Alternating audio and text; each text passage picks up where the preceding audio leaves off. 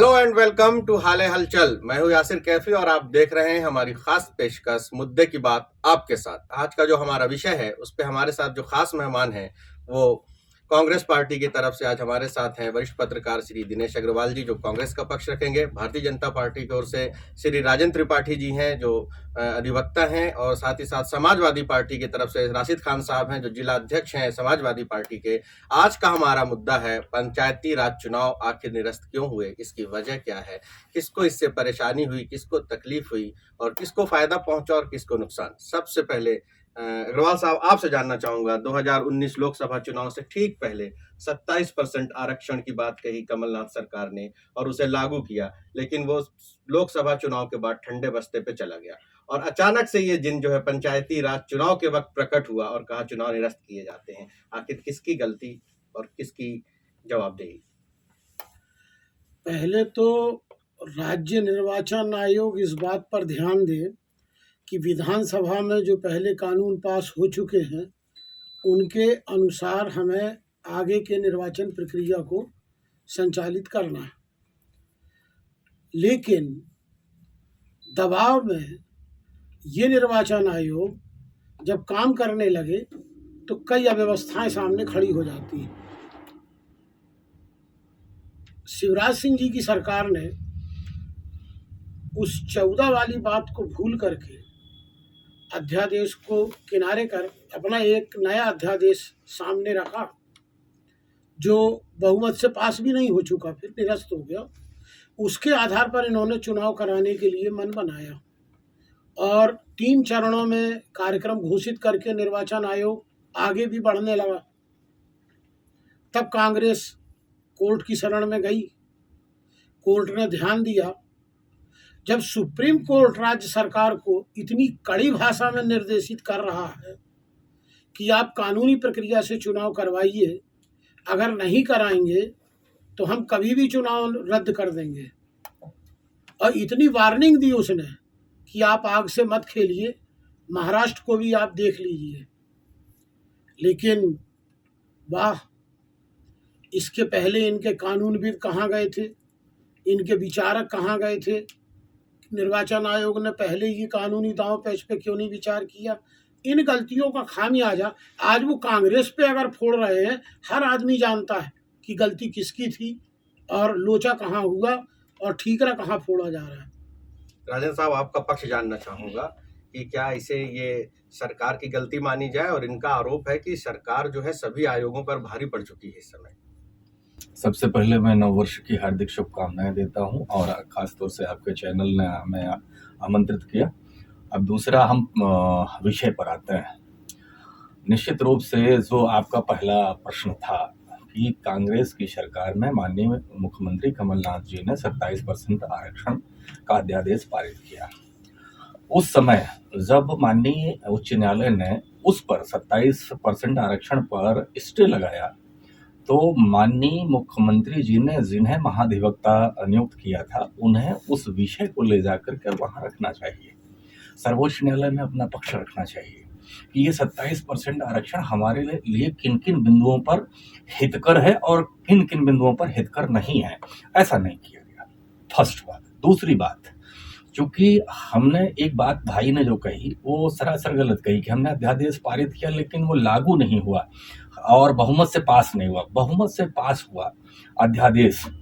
आप भी पेशे से अधिवक्ता हैं। मध्य प्रदेश राज्य पंचायती राज अधिनियम 1993 की धारा 42 ये शक्ति देती है कि कोई भी सरकार, चाहे वो भाजपा की हो, कांग्रेस की हो, समाजवादी की हो, कोई भी सरकार किसी अध्यादेश को लागू कर सकती है और पुनः उसे वापस ले सकती है। पंचायती राज अधिनियम, निर्वाचन अधिनियम 1995 की धारा 18 में ये शक्तियां हैं कि सरकार अपने हिसाब से अगर उसे लगता है कि ये जनता के हित में है तो वो उसे बराबर काम करेगी, अगर लगता है नहीं है तो उसे वो निरस्त कर देगी। एक नियम के तहत भाई ने एक बात कही कि सुप्रीम कोर्ट ने बहुत जम करके बात कही, बिल्कुल कहा। उन्होंने ये कहा कि कानूनी प्रक्रिया के तहत आप चलिए। हमारी सरकार भी कानूनी प्रक्रिया का ही पालन कर रही है। आप गए सुप्रीम कोर्ट में पंचायती निर्वाचन चुनाव को लेकर के, लेकिन ये दुर्भाग्यवश जो फैसला माननीय सर्वोच्च न्यायालय का आया तो महाराष्ट्र सरकार की तर्ज पर आया। हम यहाँ रिट किसकी लगा रहे हैं? नागर जी ने रिट किसकी लगाई है? रोटेशन और परमिशन की, परसिमन की। लेकिन हमें जो फैसला मिलता है वो क्या मिलता है? पिछड़ा वर्ग के आरक्षण की। पिछड़ा वर्ग का आरक्षण का मुद्दा अभी अटका हुआ है। मध्य प्रदेश सरकार की जहां बात अपन करें तो कई ऐसे, अभी हमने 888 भर्तियां किया, उसमें भी 27% आरक्षण पर किया। बहुत सारी भर्तियां भी हमारा कहना यह है कि हम जिस पे हमें स्थगन नहीं है वहां पर हम 27% लागू करेंगे, और जहां जहां माननीय उच्च न्यायालय या सर्वोच्च न्यायालय का स्थगन है वहां हम लागू नहीं करेंगे। तो बात आ गई जब पिछड़ा वर्ग का चुनाव नहीं होगा, ये माननीय सर्वोच्च न्यायालय ने किया। तो अगर हम सरकार हैं तो हमारे सामने दो बातें आती हैं। एक बात ये आती है कि हम अपने ही अध्यादेश पर अगर काम करते हैं तो कानूनी अड़चन आती है, तो हमें उसे वापस करना ही पड़ेगा, निरस्त करना पड़ेगा, जो मैंने किया, जो उचित था। हमने कानूनी विद सलाहकारों से सलाह लिया, जो हमारी पंचायती राज निर्वाचन अधिनियम की धाराएं कहती हैं उसका हमने अनुपालन किया। और इसके बाद जो दूसरी बात आती है कि भाई इससे जो है कितना बड़ा नुकसान हुआ, तो याशिर भाई एक बात स्पष्ट कर देना चाहूंगा कि माननीय सर्वोच्च न्यायालय के द्वारा जो स्थगन आया और जो उस पर कानूनी विशेषज्ञों की राय आई, तो उसमें ये आया, आप भी उस बात से बिल्कुल वाकिफ होंगे कि हम मतगणना करेंगे, चुनाव कराएंगे, लेकिन हम रिजल्ट नहीं देंगे जब तक कि हमारा ओबीसी का आरक्षण क्लियर नहीं हो जाता।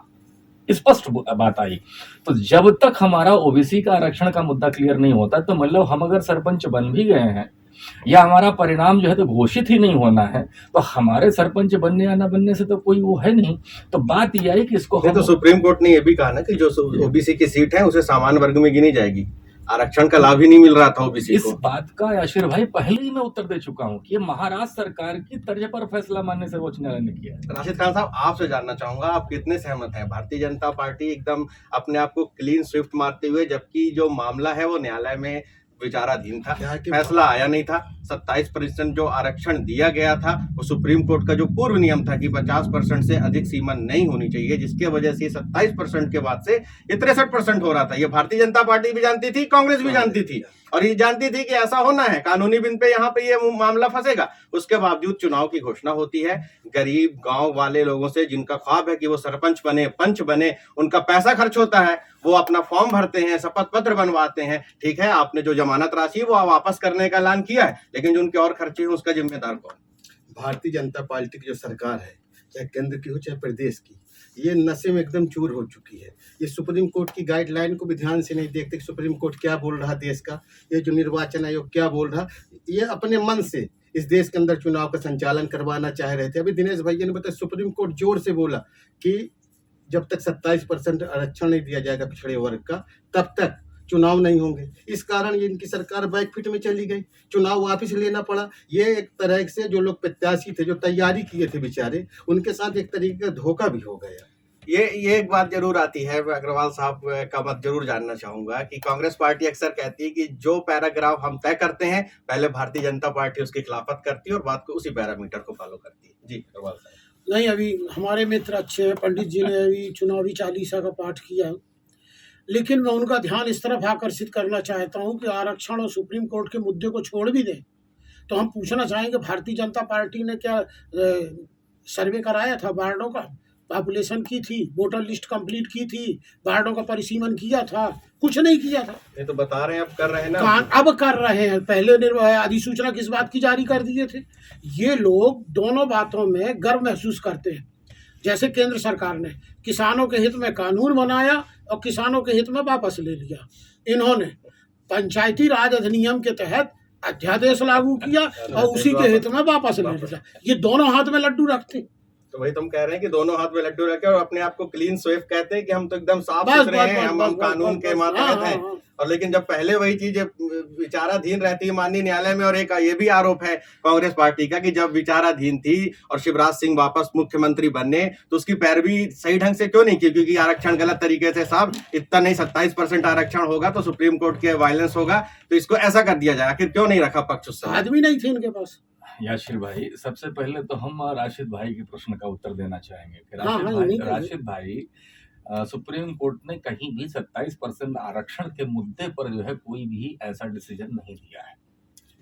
जी, पहला ये आपको बताएं, माननीय सर्वोच्च न्यायालय ने ये कहा है कि जिन जिन वार्डों पर आपने ओबीसी का आरक्षण किया हुआ है उनको आप सामान्य सीट घोषित करिए और चुनाव कराइए, इस बात का स्टे है। देखिए, रीजन तो वही है ना कि 63% पहुंच रहा था ग्राफ। आप सुनिए, यस, रीजन तो वही है। उससे हम यासिर सहमत भाई, हैं, यासिर भाई, उससे हम सहमत। शालीनता का खजाना इनके पास बहुत है, लेकिन सुप्रीम कोर्ट ने कहा कानूनी प्रक्रिया के तहत चुनाव कराएं, अन्यथा हम कभी भी चुनाव रद्द कर देंगे। यानी कानूनी प्रक्रिया के तहत चुनाव नहीं हो रहे थे। यही तो आरोप है कि आपने आयोग को भी भाई जो भाई है मेरा सुना है, उस पर भी हम भाई को बिल्कुल संतोषजनक उत्तर दे रहे हैं।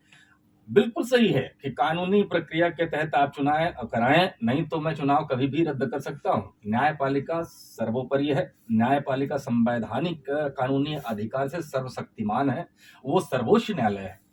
निश्चित रूप से वहां पर उन्होंने एकदम से वो सही कह रहे हैं और माननीय सर्वोच्च न्यायालय ने भी ये कहा था। हम आज यहाँ बात ये कर रहे हैं कि हम कानूनी बिंदु पर ही चल रहे हैं और अभी भी चल रहे हैं। भाई हम अगर चुनाव हम करा रहे हैं और चुनाव कराने के बाद उसका परिणाम ही नहीं दे पा रहे हैं, बात तो वहीं फंसी है ना कि भाई आरक्षण जो पिछड़ा वर्ग का है वो क्लेरिफिकेशन हो। तो हम आज यानी जो हमारी 3 जनवरी की वो लगी हुई है, पेशी लगी है, उस पर जो है तो हम ये प्रयास कर रहे हैं कि ज्यादा से ज्यादा सर्वे करके हम दें कि भाई किस वार्ड में, किस जिला में, किस किस प्रकार से क्या स्थितियां बन सकती हैं। तो हमें अगर हम पुराने अध्यादेश को नहीं वापस लेते तो निश्चित रूप से हमारे साथ तो वही स्थितियां होती। हम कानूनी प्रक्रिया से नहीं जा पा रहे हैं, तो हमने कानून का ही पालन किया। प्रक्रिया क्या है आप सरकार का कि ओबीसी का पक्ष किस तरीके से रखेगी? अब हम जो हमको माननीय सर्वोच्च न्यायालय ने यानी आदेशित किया है कि आप वार्ड वार, राज्य निर्वाचन आयोग ने भी किया है, केंद्रीय आयोग ने भी किया है कि आप वार्ड वार, जिला वार, पिछड़ा वर्ग की जनसंख्या, उसका क्षेत्रफल, उसका गुणनफल आप जो है सर्वे कराइए अतिशीघ्र जो है, तो मतलब इस बात का क्लेरिफिकेशन करिए और अपना पक्ष रखिए। तो हमने तो रिट भी दायर किया हुआ है। ऐसा नहीं लगता कि अध्यादेश लाने से पहले ये काम किए जाने भाई, चाहिए? ये चूक हो गई, ये चीज नहीं मानने को तैयार है। भारतीय जनता पार्टी के शासन ये में। बिना नहाए भगवान की पूजा ये करते हैं। कोई भी रिजर्वेशन लागू करना है तो एक ट्रिपल टेस्ट होता है। ये ट्रिपल ट्रिपल टेस्ट होता है कि हमें जो है ट्रिपल टेस्ट के मातहत जाना चाहिए कि पॉपुलेशन क्या है, इनकी जनसंख्या क्या है और इसकी सामाजिक और राजनीतिक उस जाति की कितनी सहभागिता है बगैर और तैयारी के चुनाव में और पहुंच तीसरी गए। बात यह है कि उसका लाभ कितना मिला। तो ये सारी तैयारियां पहले क्यों नहीं? गरीबों का पैसा चला गया, वो भारी उत्साहित थी कि पंचायती राज होगा। ये भी आरोप लगाया सुबह कांग्रेस ने कि जो भारतीय जनता पार्टी चाहती ही नहीं कि पंचायती राज जो है वो प्रॉपर तरीके से काम करे।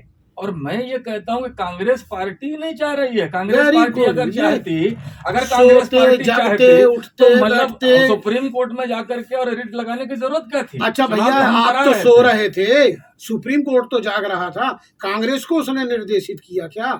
निर्देशित किसे किया? नहीं तो आप तो रोटेशन और परमिशन के लिए आप गए थे, लेकिन आप ही तो भाई पिछड़ा वर्ग की बात करके आए। अरे आप ही पिछड़ा तो मतलब वहां पर करे ना सरकार, हम तो सरकार ही से ना कहेंगे। आप सरकार से नहीं कहा है आपने, आप सर्वोच्च न्यायालय गए। आपने अध्यादेश बिना तैयारी के जारी किया था, इसलिए हमें सुप्रीम कोर्ट की शरण में जाना पड़ा कि ये सरकार मनमानी कर रही है, तानाशाही कर रही है, इसे लोकशाही में तब्दील किया जाए। तब जाकर के सुप्रीम कोर्ट ने खिंचाई की है और आप बात माने हो, लेकिन सरकार मानी है, आप नहीं मान अच्छा, रहे हो। मैं अपने साथी से ये पूछना चाहूंगा, क्या हम आपकी रिट में ये सरकार के प्रति तानाशाह की रिट आपने लगाया था या आपने जो है तो लोक दुर्व्यवहार के लिए रिट लगाया था? आपने रिट तो रोटेशन और परमिशन का लगाया था, तो लेकिन वो जो रिजल्ट आया माननीय सर्वोच्च न्यायालय ने महाराष्ट्र सरकार पर आधारित पिछड़ा वर्ग का दिया। मैं आपसे कहूंगा कि जो परिसीमन का ये लगाया और जो कमलनाथ ने जो परिसीमन करवाया था वो कमलनाथ सरकार ने, अब तो उसी के मातहत आपको चुनाव करवाने पड़ेंगे। आपने अध्यादेश भी वापस ले लिया अपना। नहीं, हमें उसके तहत नहीं करवाने पड़ेंगे यासिर भाई, न मानेंगे। हमें उसके तहत क्यों हम चुनाव कराएंगे? भाई आज हमने रिट लगाया हुआ है, आज हम माननीय सर्वोच्च न्यायालय के यहाँ रिट लगाए, हमारी अर्जेंट आप कहते हैं कभी कांग्रेस पार्टी लगाई, कभी आप कहते हैं कि हम सुप्रीम कोर्ट गए हैं। इनके बाद हम गए हैं। इनकी याचिका हम सुप्रीम इनके कोर्ट बाद गए। निरस्त कर चुका है, नहीं, तब जाकर के इन्होंने क्या है अध्यादेश कि दिया। ये बगैर तैयारी के ले चुका है। चुनाव में चलेगा। ओबीसी की भागीदारी कितनी होनी चाहिए राजनीतिक में? नहीं, मैं ये आज अभी पहले प्रश्न का उत्तर दूं, उसको भी दूंगा। मैं ये कह रहा हूं, आपने पूछा ना कि आप कह रहे हैं कि ये गए, पहले ये गए, उसका जो निर्णय आया पूरे देश ने देखा, पूरे विश्व ने देखा। उसके बाद हम गए रिट में, और हमारे साथ मतलब राज्य निर्वाचन आयोग ने हमको ये कहा कि आप वार्डवार, जिलावार, क्षेत्रवार सर्वे करके आप दीजिए, हम अपना पक्ष रखेंगे। माननीय सर्वोच्च न्यायालय जो आदेश करेगी हम उसके तहत चुनाव कराएंगे। भाई यही तो कानूनी प्रक्रिया का पालन है। पहले आपने सर्वे क्यों नहीं कराया? पहले आपने परिसीमन क्यों नहीं किया? करना था ना, अपडेट रहते तो सुप्रीम कोर्ट क्यों कहता? हम तो 112 जो पंचायतें माननीय कमलनाथ जी ने पहले वो किया था। ये आपकी पार्टी के भी जो है कार्यकर्ताओं ने जिला पंचायत सदस्य का, जनपद पंचायत सदस्य का, पंच का, सरपंच की खर्च निर्वहन किया होगा। हाँ, तो क्या आपकी पार्टी अपने कार्यकर्ताओं को उनका नुकसान वापस करेगी? नहीं, पार्टी क्यों नुकसान वापस करेगी? और उनका नुकसान अभी तो क्या हुआ सरकार का है? पैसा देंगे, नहीं, अभी नुकसान क्या हुआ है? टैक्स वसूलेंगे। हम जैसे ही हमको माननीय सर्वोच्च चारों न्यायालय का तरफ से आदेश पैसा होता खींच है, रहे हैं। वैसे उसी प्रक्रिया के तहत जो है तो हम चुनाव फाइट करेंगे। अगर और जो निर्विरोध चुन लिए गए हैं उनका क्या होगा? क्या उन्हें उस पद पर बैठाया जाएगा? बिल्कुल बैठाया जाएगा अगर वो निर्विरोध है तो। जो अगर हमें भैया, माननीय ये विरोध बताया है तो फिर पूरी चुनाव प्रक्रिया यासिर निरस्त भाई, कर दी गई मैंने क्या है। बोला कि माननीय सर्वोच्च न्यायालय का आदेश ही मेरे लिए सर्वोपरि है। अगर माननीय सर्वोच्च न्यायालय कहता है कि आप पुराने ही परिसीमन पर चुनाव कराइए, हम उस पर तैयार हैं। अगर हमारे तर्क, हमारे सर्वे के आधार पर माननीय सर्वोच्च न्यायालय आदेश करती है तो हम उस पर आधारित करेंगे। तो जो हमारे कैंडिडेट हैं, आपका प्रश्न ये है, ये अभी चुनाव निरस्त कर दिए गए हैं या रोक दिए गए हैं? नहीं अभी नहीं, सरकार ने निरस्त कर दिया गया, तो क्या वापस वहीं से शुरुआत होगी कि नए संजीवनी सिरे से? देंगे ना उनको, संजीवनी देंगे। जो लोग नहीं, नाम हम जो लोग नामिनेशन कर चुके जी। हैं, फार्म भरा है, उनकी फीसें जमा है, उसका क्या होगा? इसका सवाल का जवाब मैं कौन वही देगा? पूछा ना कि आपके कार्यकर्ताओं का भी खर्च हुआ है, कौन उसका आखिर जवाब उसकी देगा? जिम्मेदारी कौन ले रहा है? मैं उसी का उत्तर दे रहा हूं कि भाई राशिद भाई, मैं ऑलरेडी माननीय सर्वोच्च न्यायालय के यहाँ जा चुका हूं। वहां से जिस प्रकार का आदेश निर्देश प्राप्त होगा उस पर आधारित हम चुनाव कराएंगे। आपको बताएं, ये जो निर्वाचित अभी निर्विरोध हुए ना सरपंच, उनकी भी ये कोई वैक्सीन बना के रखे होंगे। दे देंगे कि जाओ फिर एक अध्यादेश आ जाएगा। राज करो। फिलहाल वक्त हो चला है एक छोटे से ब्रेक का। बहुत ही दिलचस्प यहाँ पे पहलू चल रहा है। हम जल्द वापस आते हैं, प्लीज बने रहिएगा हमारे साथ। मिलते हैं बहुत जल्द। संभागीय मुख्यालय से सटे आधुनिक सर्व सुविधा युक्त स्वास्तिक बिल्डर्स की नई फॉर्च्यून सिटी आपके सपनों को साकार करने वाला आपका अपना घर। रेरा सहित समस्त शासकीय अनुमतियों को पूर्ण करने के साथ ही स्वास्तिक बिल्डर आपके सपनों को सच करने के लिए फाइनेंस सुविधा उपलब्ध करा रहे हैं। आपकी पहुंच के अंदर की कीमत पर शांति और सद्भाव वाले माहौल में अब तक की सबसे व्यवस्थित कॉलोनी में आप पाएंगे grand entrance gate, wide RCC road, rain water, drainage system, sewerage line, chamber and individual septic tank for each block, STP sewerage treatment plant, well developed beautiful garden, electricity supply system and street light, all government approval, overhead water tank with water supply system, finance facility through bank, sports activities area, morning walk and jogging track, complete covered temple with boundary wall, security system with camera surveillance, temple and swimming pool. Promoter and developer Swastik Buildcon Ajay Kumar Jaisinghani. Welcome back. मैं हूं यासिर कैफी और आप देख रहे हैं हमारी खास पेशकश मुद्दे की बात आपके साथ। इससे हमारी बात चल रही है 27% आरक्षण ओबीसी वर्ग को लेकर, और हमारे साथ आज इस चर्चा पे मौजूद हैं श्री दिनेश अग्रवाल जी। आप कांग्रेस पार्टी की तरफ से बात रख रहे हैं, साथ ही समाजवादी पार्टी के जिला अध्यक्ष श्री राशिद खान साहब हैं, और साथ ही साथ हैं राजेंद्र त्रिपाठी साहब, जो कि भारतीय जनता पार्टी के संभागीय प्रवक्ता की हैसियत से भी आज यहाँ पर मौजूद है। अब आपसे जानना चाहूंगा, आपने ब्रेक में जाने से पहले हमारी चर्चा चल रही थी, आपने बार बार महाराष्ट्र का जिक्र किया कि सुप्रीम कोर्ट ने पलटा है, लेकिन महाराष्ट्र की जो सरकार थी वो 27% की ओबीसी के आरक्षण के साथ साथ मुसलमानों को आरक्षण की भी बात कर रही थी। लेकिन आपकी पार्टी मुसलमानों को आरक्षण के लिए बात नहीं करती, न मुसलमानों की कोई हित की बात करती है। याशिर भाई, पहला तो आपका जो सवाल है उसको मैं सिरे से काटूंगा। मैंने बिल्कुल ये नहीं कहा कि माननीय सर्वोच्च न्यायालय ने जो है तो यानी पलटा है। मैं सर्वोच्च न्यायालय के किसी भी आदेश को नमन करता हूँ, वंदन करता हूँ। कोई प्रश्न चिन्ह लगाने जैसी स्थिति मेरी नहीं है और एज ए बीइंग लॉयर मैं उस संप्रभुता को अच्छी तरह से जानता हूँ। दूसरा प्रश्न जो आपका है कि भारतीय जनता पार्टी कभी भी जो है मुसलमानों की बात नहीं करती है। हम 27% नहीं, जो मैं आरक्षण की बात की। आपने आरक्षण कहा की कि बात। महाराष्ट्र के तर्ज पर सुप्रीम जी। कोर्ट का फैसला आया, लेकिन महाराष्ट्र पे जो बात थी वो ओबीसी के आरक्षण के साथ साथ स्पष्ट से मुसलमानों को आरक्षण अलग से देने की बात थी। मैं यही इसका उत्तर बताता हूँ। भारतीय जनता पार्टी सर्व सुखाय सर्व हिताय की पार्टी है। वो किसी एक वर्ग विशेष की नहीं है। हम हमेशा से मुसलमान भाइयों को, क्रिश्चियन भाइयों को, हिंदू भाइयों को एक साथ एक मंच पे लेकर के चल रहे हैं। हमारे पार्टी में मंत्री, केंद्रीय मंत्री मुसलमान भाई हैं।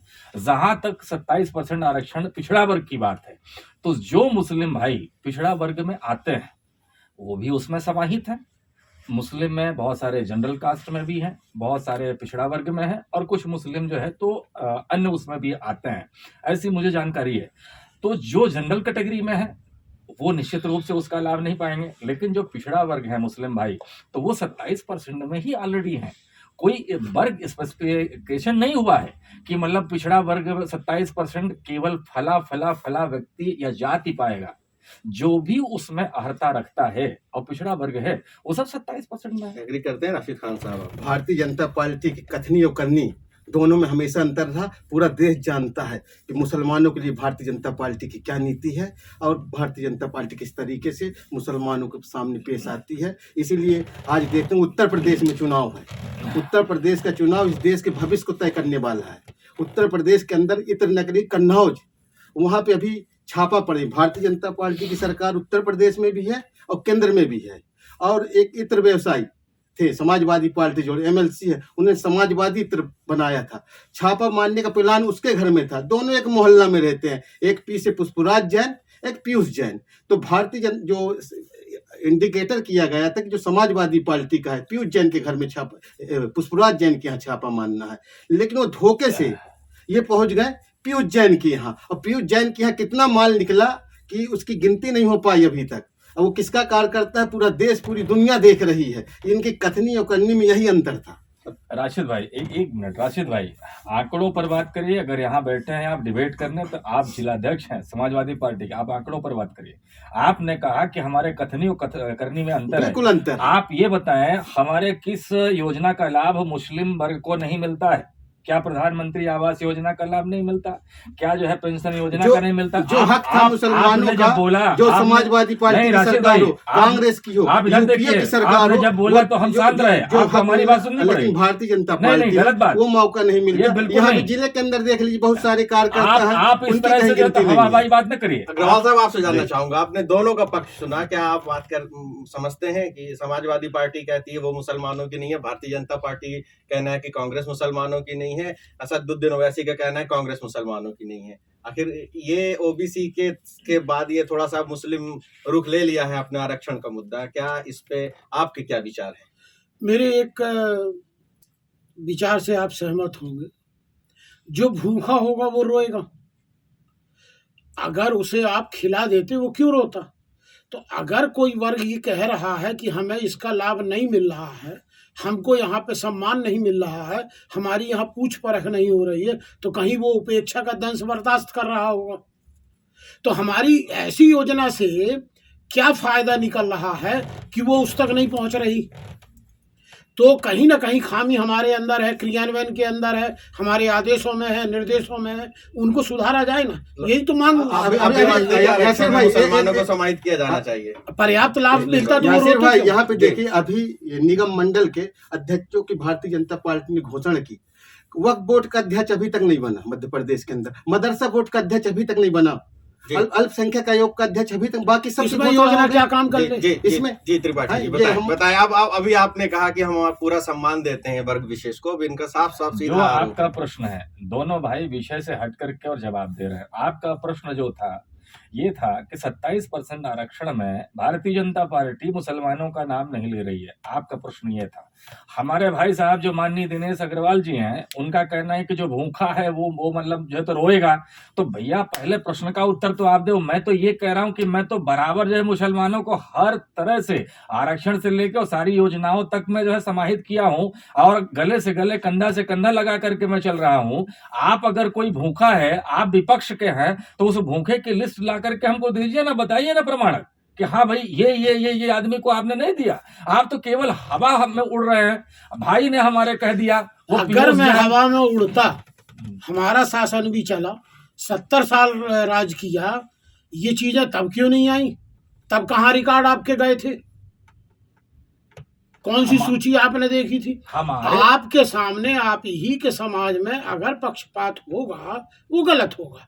अब आप जो रिकॉर्ड मांग रहे हो, सूची मांग रहे हो, हम तो जनता से आदेश मांग रहे हैं। जिस दिन जनता ने हमको आदेश दिया, हम रिकॉर्ड लाके फिर अपनी सरकार में रख देंगे। थोड़ा हट रहे हैं। 70 साल में भी जो है एक वर्ग विशेष जो है वही है, सच्चर कमेटी जो है आपकी सरकार ने ही लागू नहीं की। लेकिन मेरा जो मूल प्रश्न था वो ये था कि ओबीसी आरक्षण के साथ क्या महाराष्ट्र में मुस्लिम वर्ग के लिए आरक्षण तय कर रहा था, क्या मध्य प्रदेश में भी ऐसी स्थिति लागू की जानी चाहिए? मुस्लिम वर्ग को अलग से क्या आरक्षण की आवश्यकता है? अल्पसंख्यक को आरक्षण मिला तो अल्पसंख्यक बहुत सारे लोग आए, बिल्कुल दिया है आरक्षण। अल्पसंख्यक में आरक्षण दिया, पिछड़ा वर्ग का आरक्षण अलग दिया, महिला का आरक्षण अलग दिया। किसने दिया? कांग्रेस ने दिया।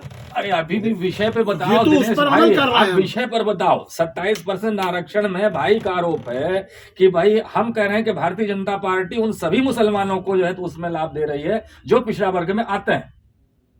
और मेरा ये केवल मौखिक जवाब नहीं है, ये प्रत्यक्ष जवाब है कि जो भी मुस्लिम वर्ग या जो भी हिंदू वर्ग या क्रिश्चियन वर्ग पिछड़ा वर्ग में आता है, उन सभी के लिए हम 27% आरक्षण की मांग कर रहे हैं।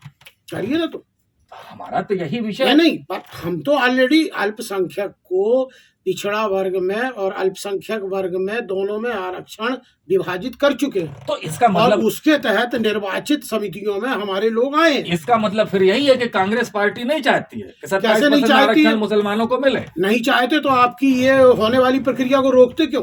नहीं, ये तो आप और रोटेशन और परसीमन पर गए थे। रोटेशन और परसीमन भी था उसमें शामिल। आपकी रिट महाशय विद्वान मेरे भाई, आपकी रिट में कहीं भी पिछड़ा वर्ग नहीं था। सुन लीजिए, सुप्रीम कोर्ट की एक लाइन आप बार बार उसको डिनाई कर रहे हैं कि कानूनी प्रक्रिया, एक प्रक्रिया कानूनी नहीं थी, 20 खामियां थी जिनको अब आप सुधार रहे हैं। इनको अगर आप पहले सुधार लेते, बिल्कुल पारदर्शिता चुनाव में रखते, आज हमको या आपको किसी को सुप्रीम कोर्ट जाने की आवश्यकता नहीं है। हर जगह उपेक्षा के शिकार। हम मध्य प्रदेश की बात बता दें, भोपाल में हबीबगंज स्टेशन था, हबीब मियां ने अपनी जमीन दान दी थी। हबीबगंज का नाम क्यों बदला गया? भारतीय जनता पार्टी को हबीबगंज स्टेशन से एलर्जी क्यों थी? वो नाम परिवर्तन तो आपने कानूनी आज का हमारा जो मुद्दा है वो आरक्षण पर है। हम आरक्षण पर ही केंद्रित रहते हैं और पंचायती राज चुनाव जो स्थगित किए गए हैं हम उस पर केंद्रित रहते हैं। मेरा इनका जवाब था कि उपेक्षा नहीं, उपेक्षा सीधा सा प्रश्न है, बात दूर तक निकल जाएगी कि 27% जो ओबीसी आरक्षण की कमलनाथ सरकार ने बात की, उस पे मुस्लिम वर्ग के लिए अलग से स्पेसिफाई क्यों नहीं किया जैसे महाराष्ट्र सरकार ने? इसलिए कि अल्पसंख्यक का आरक्षण अलग से निर्धारित है, तो इसमें समाहित की बात कैसे आ रही है? अल्पसंख्यक में बहुत सारे वर्ग आते हैं, उनको आरक्षण मिला ना। त्रिपाठी जी, आप सहमत हैं जवाब से?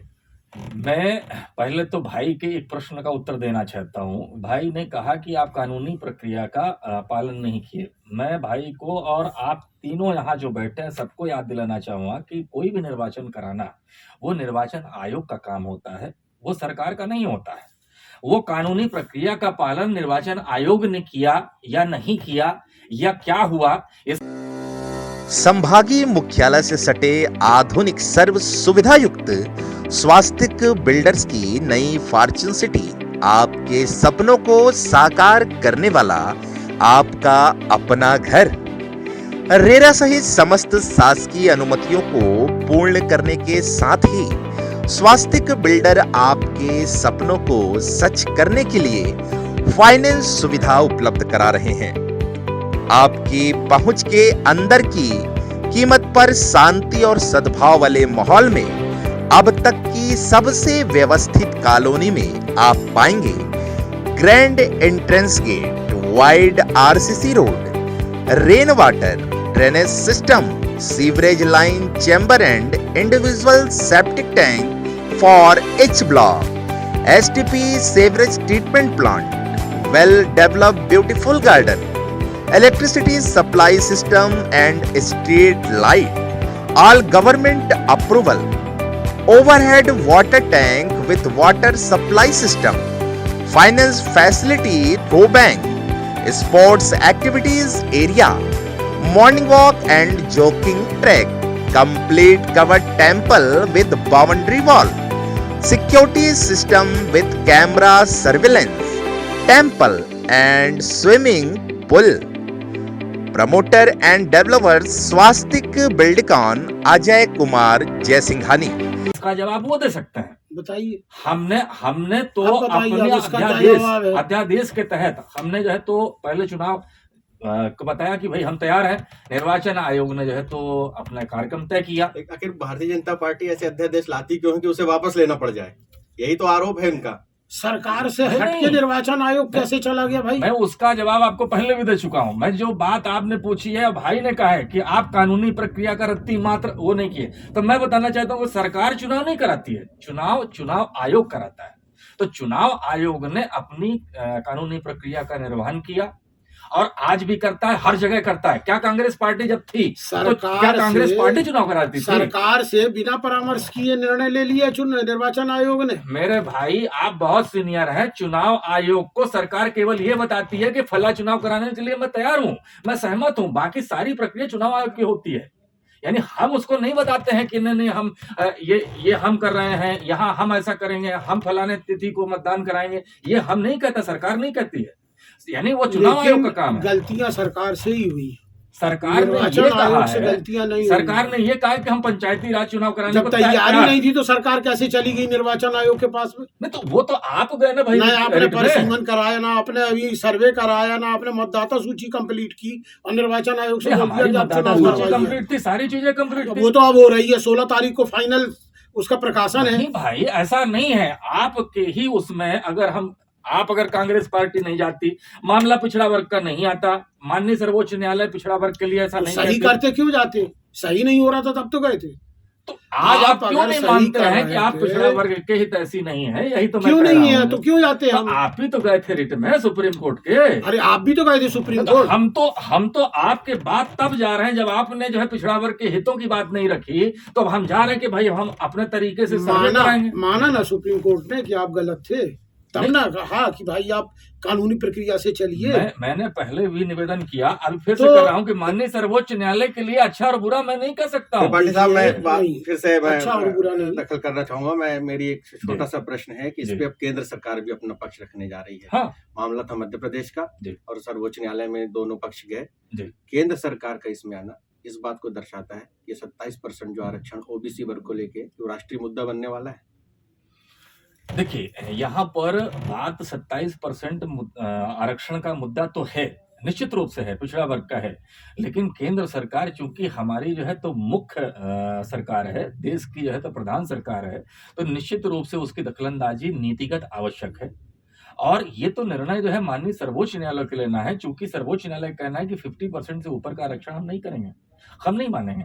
तो अगर माननीय सर्वोच्च न्यायालय के पास हम आंकड़े अपने दे रहे हैं, एज सरकार, मध्य प्रदेश सरकार या महाराष्ट्र सरकार या उत्तर प्रदेश सरकार और केंद्र सरकार, अगर उनको अच्छा लगता है कि हमारे आंकड़े सही हैं, तो निर्णय तो माननीय सर्वोच्च न्यायालय को करना है, वो स्वतंत्र है, न्यायपालिका है, तो जो उनका आदेश होगा वो हम पालन करने को तत्पर हैं। जी अग्रवाल साहब अब बतला रहे हैं कि सुप्रीम कोर्ट का जो निर्णय होगा उसको तो फिलहाल इस देश में न्यायिक प्रक्रिया में केंद्र सरकार भी अपना पक्ष रख रही है। केंद्र सरकार पे हमें विश्वास इसलिए नहीं है कि केंद्र सरकार का एक अभी और वाकया सामने आया है। किसानों के हित में 3 कानून बना के लाए थे, 1.5 साल तक किसी की बात नहीं सुनी कि ये कानून उनके हित में नहीं है। 1.5 साल तक 700 किसान शहीद हो गए, नहीं सुने।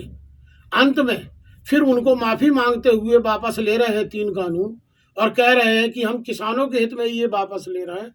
भगवान जाने किसानों का हित उधर था कि इधर है, ये समझ के परे ये कल क्या डिसीजन लेते हैं, उसका हश्र क्या निकलता, वो तो तमाशा देखने के बाद फिर कांग्रेस अपना ओपिनियन बतलाएगी ना। केंद्र सरकार लेकिन अगर अपना पक्ष रख रही है तो ये तो माना जा सकता है कि संवैधानिक स्थिति में बदलाव और वो लाना जैसा अभी पड़ेगा कहा, आरक्षण को लेकर। अभी भाई ने कहा कि कहती कुछ और है करती कुछ और है, हम तो क्रियान्वयन देखेंगे, इनके कहने पर भरोसा नहीं, मतलब ये कहेंगे कुछ भी। मेरा प्रश्न ये है कि केंद्र सरकार आ रही है तो क्या ऐसा माना जा सकता है कि भविष्य में ये जो ओबीसी आरक्षण वर्ग है वो सभी चुनावों में लागू हो सकता है? पूरी संवैधानिक इनकी जो है तैयारी हो रही है, क्योंकि संवैधानिक रूप से भी सारे बदलाव लाना पड़ेगा, लोकसभा और राज्यसभा में उसे पारित कराना पड़ेगा। वो अगर इस ओर जा रही है भारतीय जनता पार्टी। एक नजीर अगर बन जाएगी तो उसको संवैधानिक प्रक्रियाओं को तो कोई नकार ना पाएगा, नहीं नकार पाएगा। इसी ओर जा रहे हैं आप? बिल्कुल।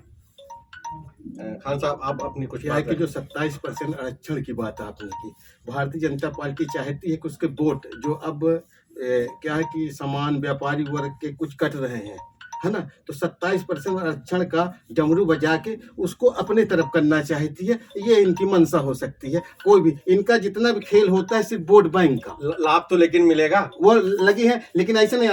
जो पिछड़े वर्ग के लोग हैं वो जाग चुके हैं। उत्तर प्रदेश सबसे ज्यादा पिछड़े वर्ग के लोगों का है, वहाँ डगमगाई हुई है इनकी स्थिति, इसलिए ये परेशान है। आप उत्तर प्रदेश चुनाव में बार बार पहुंच रहे हैं। समाजवादी पार्टी उत्तर प्रदेश चुनाव को मिलान करती है। देश का चुनाव होता है उत्तर प्रदेश से, देश का चुनाव उत्तर प्रदेश से होता है।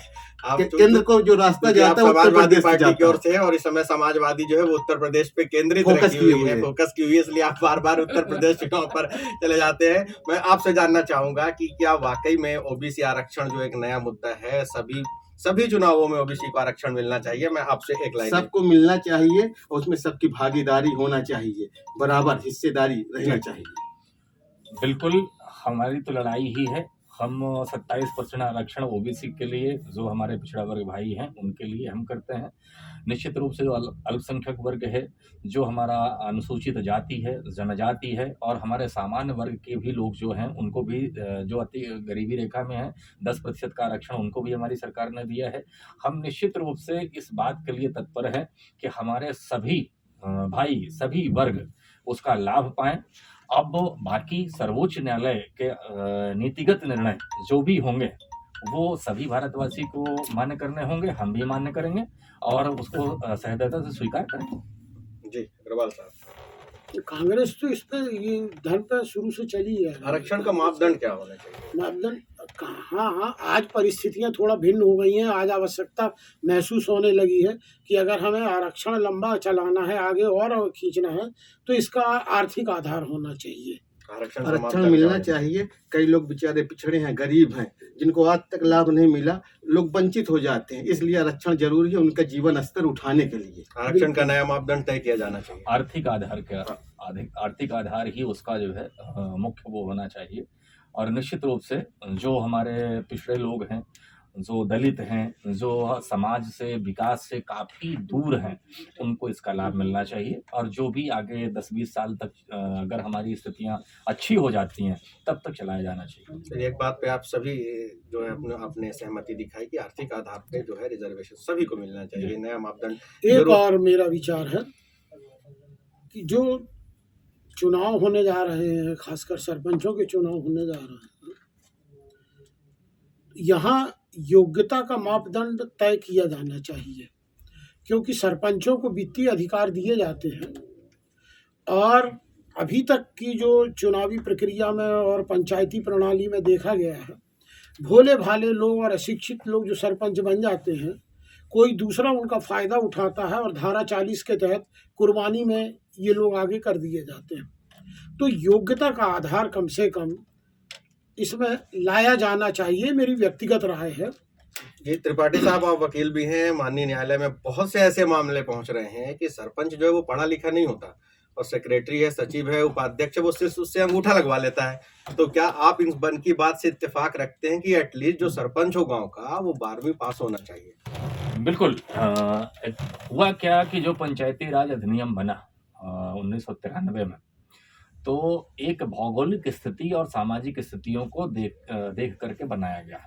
एक ताना बाना ये भी आया यासिर भाई, एक बात तो यहाँ आ गई कि शैक्षणिक योग्यता 12वीं होनी चाहिए और किन कारणों से होनी चाहिए, इसका बखान जो है अभी आपने किया। दूसरी बात, जो अति पिछड़ा है, अति दलित है, एक गोंड समाज का है, बैगा समाज का है, या कि और किसी उस समाज का है, कभी जीवन में वो पंच नहीं बना।